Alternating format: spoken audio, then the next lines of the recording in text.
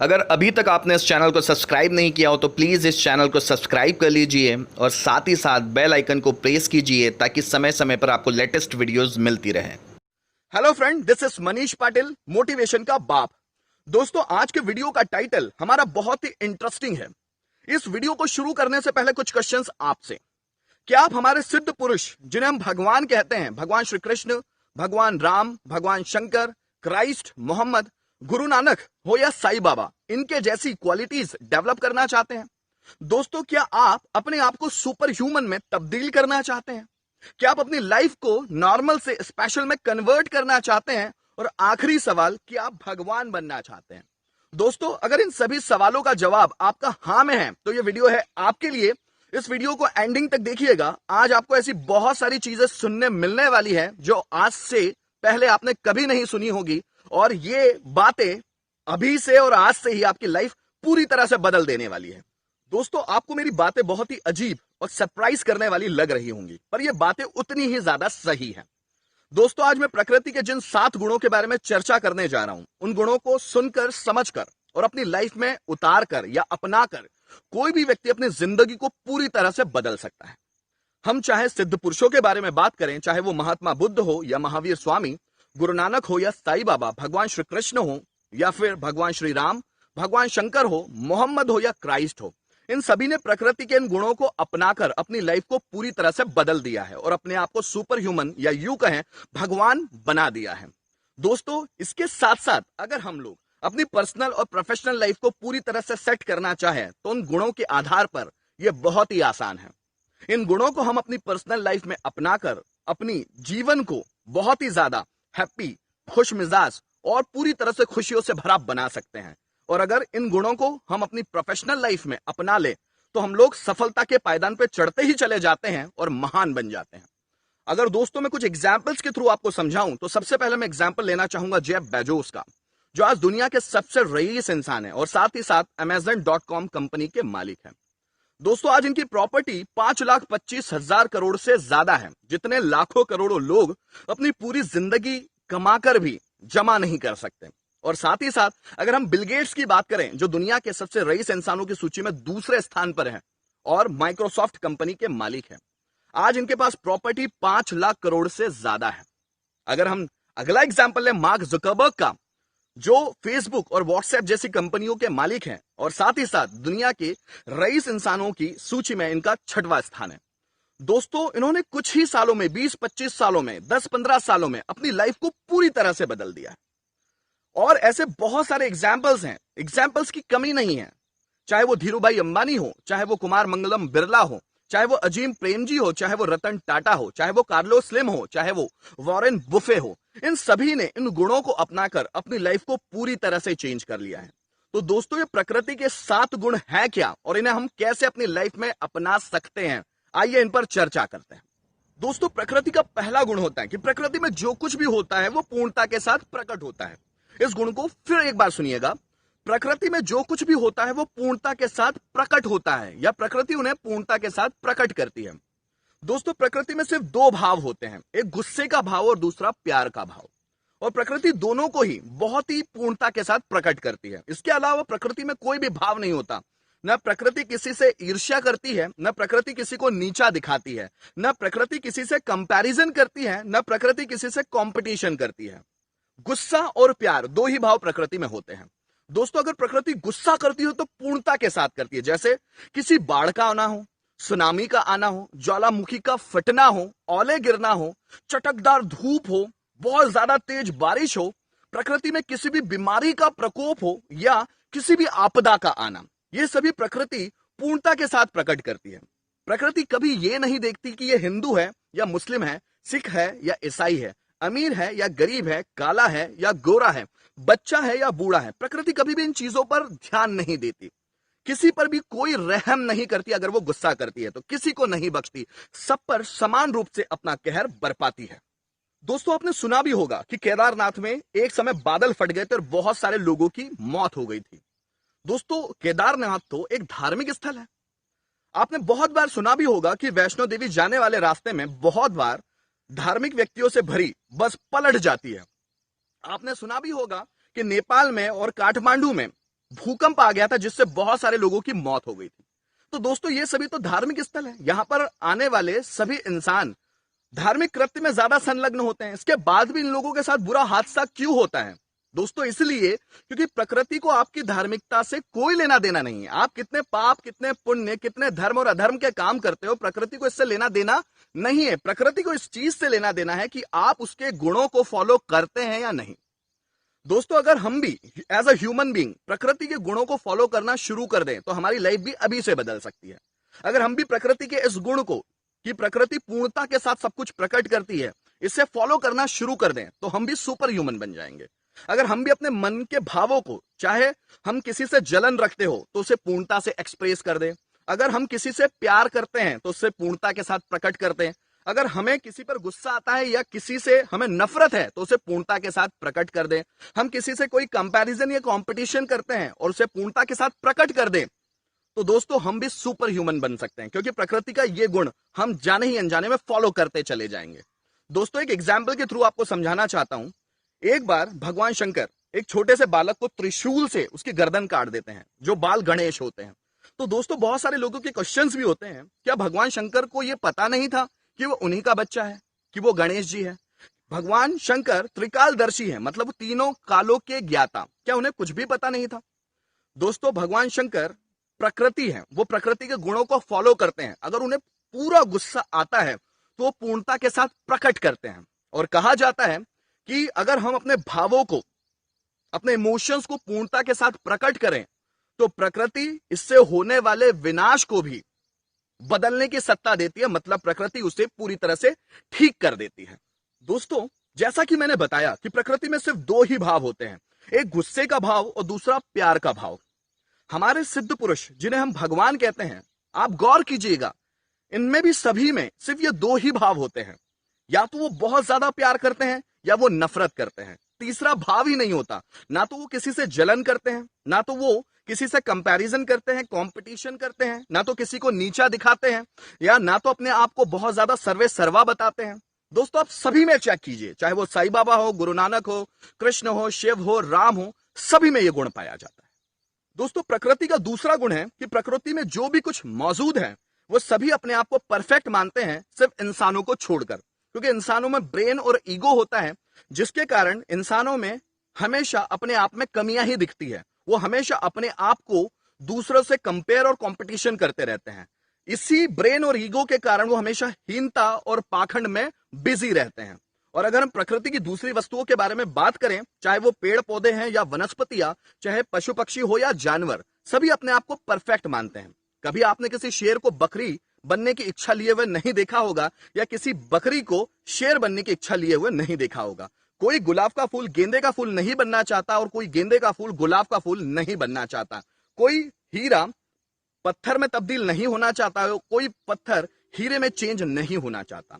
दोस्तों प्रकृति में कोई भी चीज अपने आप को कम नहीं मानती, वो अपने आप को परफेक्ट मानती है, इसलिए उनमें कोई किसी तरह का कोई कंपटीशन कंपैरिजन नहीं होता। और अगर हम इंसानों की बात करें तो ये हमेशा ब्रेन और ईगो के कारण अपने आप में कमी ही झांकता रहता है, और उसके आसपास के लोग जो उसमें ढेरों कमियां बताते ही रहते हैं, और वो जिंदगी भर अपने आप को सुधारता ही चला जाता है। अगर हम हमारे सिद्ध पुरुषों के बारे में बात करें तो ये सभी अपने आप को पूर्ण परफेक्ट मानते हैं, इनमें कोई कमियां नहीं है, इसलिए कभी ये ज्यादा सफल महान बनने की नहीं सोचते, पैसे कमाने की नहीं सोचते हैं, अपना ही स्वार्थ नहीं देखते। और अगर हम प्रोफेशनली सेट लोगों के बारे में भी बात करें, चाहे अल्बर्ट आइंस्टाइन हो, एडिसन हो, धीरूभाई अंबानी हो, सचिन तेंदुलकर हो, ये भी अपने टैलेंट को लेकर, अपनी स्किल्स को लेकर अपने आप को परफेक्ट मानते हैं, कभी अपना कंपैरिजन औरों के साथ नहीं करते, इसलिए ही ये सफल और महान है। दोस्तों अगर इस गुण को भी हम अपनी लाइफ में अपनाना शुरू कर दें, हम भी अपना कंपैरिजन, कंपटीशन किसी और के साथ ना करें और अपने आप को परफेक्ट माने, जैसी प्रकृति की और सभी वस्तुएं हैं, तो हम भी देवतुल्य हो जाएंगे, हम में भी सुप्रीम पावर्स आ जाएगी और हम भी सफलता के पायदान पर चढ़ना शुरू हो जाएंगे। दोस्तों प्रकृति का तीसरा गुण होता है कि प्रकृति किसी में भी कोई भेदभाव नहीं करती। एग्जाम्पल से समझते हैं। सूरज अपनी रोशनी सभी को देता है इक्वली, किसी से भी भेदभाव नहीं करता। वो ये नहीं सोचता कि ये हिंदू है और ये मेरी पूजा पाठ करते हैं, मुझे जल चढ़ाते हैं तो इनको रोशनी ज्यादा देता हूं, मुस्लिमों को नहीं देता हूं, सिख को दे देता हूं, बौद्ध या जैन समाज के लोगों को नहीं देता हूं।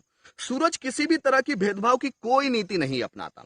दोस्तों अगर हम भूकंप की बात करें तो भूकंप भी आता है जो प्रकृति का ही एक स्वरूप है, तो वो अपना कहर सभी पर बरपाता है, किसी पर रहम नहीं करता, किसी को नहीं बख्शता, चाहे बच्चा हो या बूढ़ा हो, अमीर हो या गरीब हो, गोरा हो या काला हो, या किसी भी जाति धर्म या संप्रदाय का व्यक्ति हो।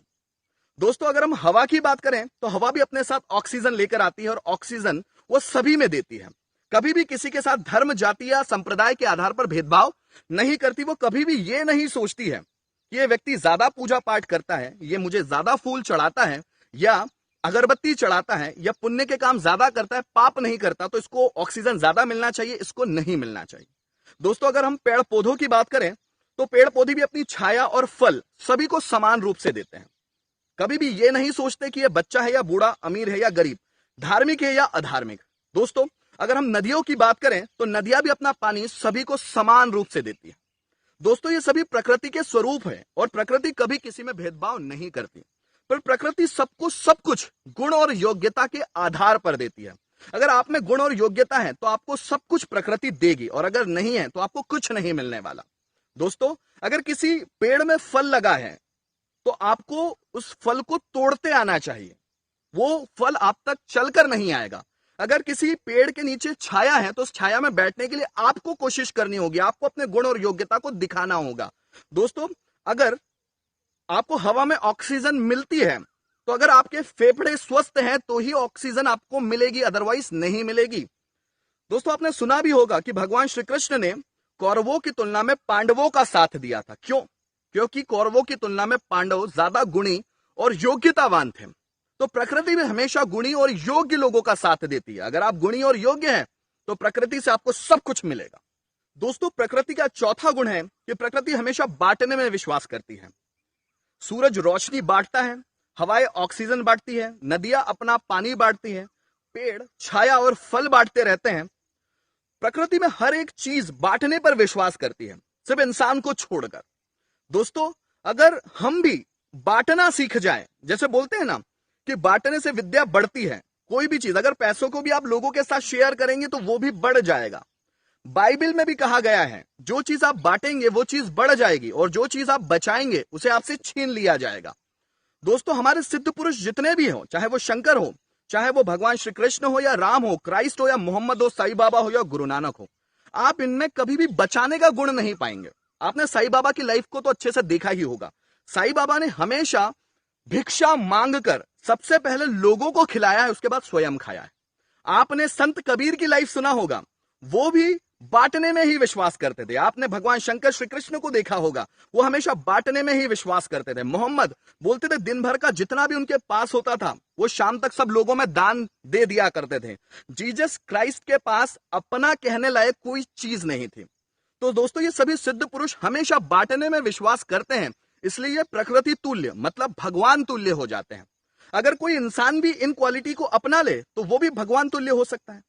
दोस्तों आपने सुना भी होगा कि मार्क जुकरबर्ग ने 2016 में अपनी प्रॉपर्टी का 99% दान कर दिया था सोशल वेलफेयर में। अजीम प्रेमजी ने 2011 में 13,000 करोड़ रुपए का दान किया। ऐसे ही बहुत सारे बिजनेसमैन दान करते ही चले जाते हैं। दोस्तों बिल गेट्स, वॉरेन बुफे और मार्क जुकरबर्ग, इन तीनों ने मिलकर एक एग्रीमेंट किया है कि ये हमेशा 10 साल में जितना भी कुछ कमाएंगे उसका 80% डोनेट कर देंगे। तो दोस्तों ये लोग इतना बांटते क्यों हैं? क्योंकि ये प्रकृति के गुण को जाने ही अनजाने में फॉलो करते हैं। जो जितना बांटेगा उसके पास उतना बढ़ेगा। दोस्तों प्रकृति का पांचवा गुण है कि प्रकृति में कोई कर्ता नहीं होता। प्रकृति हमेशा निमित्त होकर काम करती है, या यूं कहें तो प्रकृति को चलाने वाला कोई भी नहीं है। प्रकृति ऑटोमेशन के मोड में चलती है। प्रकृति सुप्रीम पावरफुल है क्योंकि इसका कोई कर्ता नहीं और हमेशा निमित्त होकर काम करती है।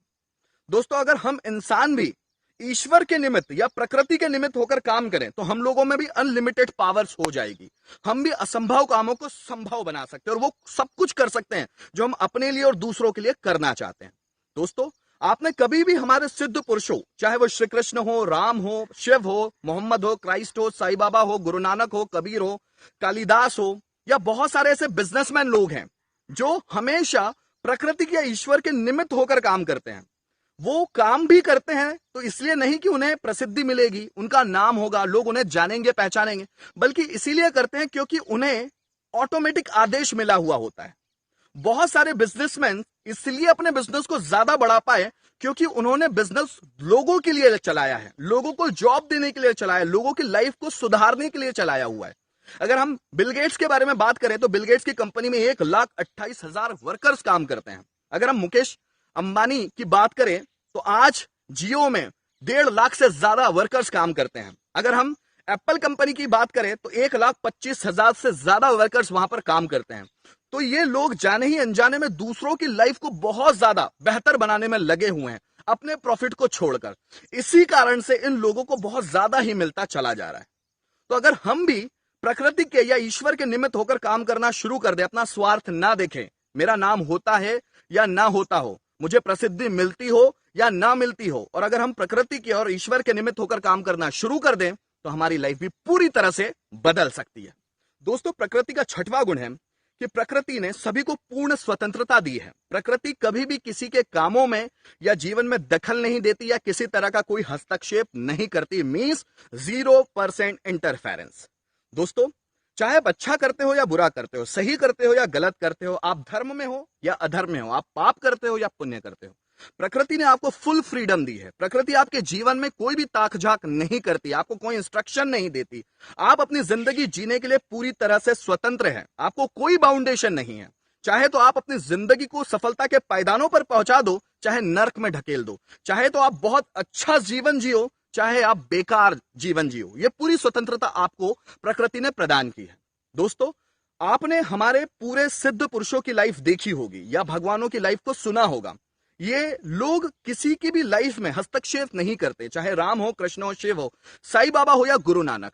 इन्हें पता भी होगा कि इस व्यक्ति के साथ बुरा होने वाला है या कुछ अच्छा घटित होने वाला है, तो उन्हें इशारा भर कर सकते हैं, पर प्रकृति की लीला में किसी भी तरह का कोई विघ्न नहीं बनाते या इंटरफेरेंस नहीं करते। दोस्तों, बट अगर आज आप अपने आसपास देखें तो चाहे हमारे टीचर्स हो, हमारे पेरेंट्स हो, रिश्तेदार हो, समाज हो या आसपास के लोग हों, ये सभी हमारी लाइफ में झांकने में लगे हुए हैं, हमें इंस्ट्रक्ट करने में लगे हुए हैं, हमें बताने में लगे हुए हैं कि हमें ये करना चाहिए, ये नहीं करना चाहिए, हमारे लिए ये सही है, ये सही नहीं है, ये हम कर सकते हैं, ये हम नहीं कर सकते हैं। हमारी लाइफ को इतना ज्यादा इंटरफेयर करते हैं कि ये व्यक्ति अपनी लाइफ में दुखी हो जाता है और कुछ नहीं कर पाता। दोस्तों, ये सिद्ध पुरुष या भगवान इसीलिए हैं कि ये किसी की लाइफ में कभी कोई रोड़ा नहीं डालते, किसी तरह की कोई प्रॉब्लम क्रिएट नहीं करते, पर हमारा समाज और हमारे आसपास के लोग इन कामों में धड़ल्ले से कर रहे हैं। इसलिए प्रकृति इन लोगों को किसी तरह का कोई सपोर्ट नहीं करती। यहां पर हर व्यक्ति पूर्ण स्वतंत्र है, फिर भी लोग उस व्यक्ति को बाउंड करने में लगे हुए हैं कि तू हमारा सुन, तू हमारे हिसाब से चल। दोस्तों, प्रकृति का सातवां गुण है कि प्रकृति किसी भी होनी या अनहोनी को टालती नहीं है, बल्कि उसको पूर्ण रूप से होने देती है। प्रकृति में जो कुछ भी हो रहा है, हुआ या फ्यूचर में होगा, वो सभी प्रकृति की मर्जी से होता है। कोई भी व्यक्ति प्रकृति के इस गुण को समझ ले और अपने जीवन में अपना ले तो वो कभी दुखी नहीं हो सकता, हमेशा वो खुशियों से ही भरा रहेगा, क्योंकि उसे अब ये पता होगा कि प्रकृति में उसके साथ जो कुछ भी हो रहा है या हुआ या होगा, वो सभी प्रकृति की मर्जी से होता है। दोस्तों, मैं इस बात को आपको एग्जाम्पल से समझाने की कोशिश करता हूं। एक बार भगवान श्री कृष्ण जब हस्तिनापुर में होते हैं और उनकी नगरी द्वारका में उनकी पत्नी रुक्मणी को पुत्र रत्न की प्राप्ति होती है और उनके बेटे का नाम प्रद्युम्न रखा जाता है। जब प्रद्युम्न 7 या 8 दिन का ही होता है तो उसे कोई राक्षस किडनैप कर लेता है और उसके बाद कृष्ण के बड़े भाई बलराम और उनके सेनापति सात्विकी उसे ढूंढने की भरकस कोशिश करते पर वो नहीं मिलता। इसके बाद बलराम और सात्विकी हस्तिनापुर जाते हैं कृष्ण को ये बात बताने। कृष्ण जैसे ही ये बात सुनते हैं, कृष्ण बोलते हैं, ये प्रकृति की मर्जी है, भगवान की मर्जी है। अगर उसको किडनैप होना था तो वो हो गया, और अगर वो अब नहीं मिल रहा है तो नहीं मिल रहा है तो कोई बात नहीं, जब उसे आना होगा वो जरूर आ जाएगा। इसके बाद प्रद्युम्न 18 साल बाद वापस लौटते हैं, पर अपने से 18 साल बड़ी राक्षसी से शादी करने के बाद। उनको देखकर कृष्ण तो बहुत खुश हो जाते हैं और उन्हें स्वीकार भी कर लेते हैं। भले उनके बेटे प्रद्युम्न ने एक राक्षसी से शादी की है, पर कृष्ण सोचते हैं कि जो हुआ प्रकृति की मर्जी से हुआ, भगवान की मर्जी से हुआ, और उन्हें स्वीकार कर लेते हैं। और रुक्मणी उन्हें किसी भी तरह से स्वीकार नहीं कर पाती। वो अपने बेटे प्रद्युम्न को देखकर तो बहुत खुश होती है, बट उस राक्षसी को देखकर नाराज हो जाती है और हमेशा उससे नाराज ही रहती है। लगभग 8 साल तक उससे नाराजगी रखती है, जिसके कारण रुक्मणी अपने आप में खुशी फील नहीं कर पाती। बट 8 साल बाद उन्हें एक्सेप्ट करने के बाद रुक्मणी भी पूरी तरह से खुश हो जाती है। तो दोस्तों, हमारी लाइफ में भी जो चलता रहता है, अगर हम उस चीज से हमेशा खुश रहेंगे, प्रकृति और भगवान की मर्जी मानकर उनके साथ समझौता करेंगे तो हम भी अपनी लाइफ में हमेशा खुश रहेंगे। दोस्तों, एक और कहानी, ये कहानी है महात्मा बुद्ध की, जो हमेशा अपने शिष्यों को मांस और मदिरा से दूर रहने को कहा करते थे और साथ ही साथ उन्हें सिर्फ भिक्षा 5 घरों से मांगना होता था और भिक्षा में जो कुछ मिले मिल बांट कर खाना होता था। और हमेशा बुद्ध अपने शिष्यों को कहा भी करते थे कि उन्हें बिन मांगे जो कुछ भी मिल रहा है वो प्रकृति या भगवान की इच्छा समझकर उसे स्वीकार करना है, ना तो उसे फेंकना है, ना उसका तिरस्कार करना है। एक बार शिष्य भिक्षा मांगने के पश्चात मिल बांटकर खा ही रहे होते हैं कि अचानक एक पक्षी उनके ऊपर से उड़ता हुआ जाता है, जिसके पंजे में एक मांस का टुकड़ा होता है और वो मांस का टुकड़ा उसके पंजों से छूट जाता है और किसी शिष्य की थाली में गिर जाता है। इसके बाद शिष्य पूरी तरह से कंफ्यूज्ड हो जाते हैं कि उस मांस के टुकड़े का करना क्या है, कि बुद्ध हमेशा मांस और मदिरा से दूर रहने को कहते हैं और साथ ही साथ बिना मांगी हुई चीज जो अपने आप मिल रही है उसे तिरस्कार या फेंकने की भी मनाही करते हैं। तो वो पूरी तरह से उलझ जाते हैं। इसके बाद अपनी उलझन को सुलझाने के लिए वो महात्मा बुद्ध के पास जाते हैं और पूछते अब क्या किया जाए। तो महात्मा बुद्ध उनसे कहते हैं कि इस टुकड़े को स्वीकार कर लो, इसे खा लो, क्योंकि प्रकृति या भगवान की मर्जी से जो कुछ भी हो रहा है उसे हमें स्वीकार कर लेना चाहिए। और वो शिष्य उस मांस के टुकड़े को स्वीकार कर लेता है। दोस्तों, अगर हम भी हमारे आसपास की जितनी भी घटनाएं हैं, सुख दुख, अच्छा बुरा, सही गलत, इन सभी को प्रकृति की या भगवान की मर्जी मान लें तो हमारी जिंदगी भी खुशियों से भर जाएगी। हम इसलिए इतने ज्यादा दुखी हैं क्योंकि हम किसी भी घटना को, किसी भी दुख को, किसी भी आघात को हमेशा तिरस्कार की नजरों से देखते हैं। हमें लगता है कि ये भगवान ने हमारे साथ क्या किया, हमें उस पर पूर्ण विश्वास ही नहीं होता। इसी कारण से हम दुख में ज्यादा है। Thank you so much for watching this video. दोस्तों, अगर ये वीडियो आपको पसंद आया हो तो इसे खूब देखिए, इसे अपने फ्रेंड सर्कल में शेयर कीजिए और इस चैनल मोटिवेशन का बाप इसे सब्सक्राइब कीजिए और अपने फ्रेंड सर्कल में भी सब्सक्राइब करवाइए।